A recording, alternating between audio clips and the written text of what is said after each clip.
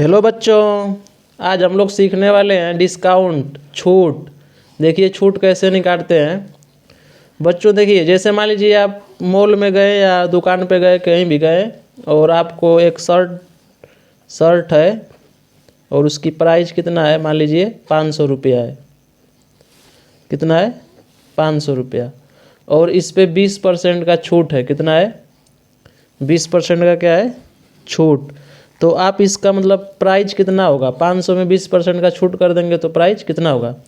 तो इसको दो तरह से निकाल सकते हैं। जैसे 500 का 20% निकालेंगे, कितना निकालेंगे?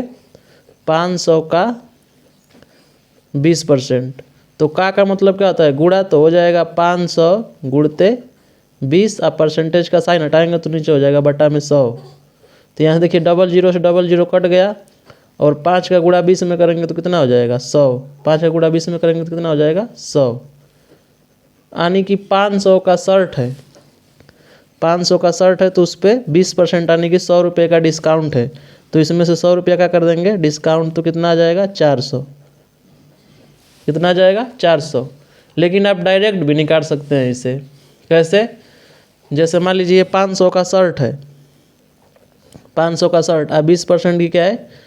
छूट है। तो कोई भी जो सामान होती है वो अपने आप में कितना होता है? 100% होती है। कितना होती है?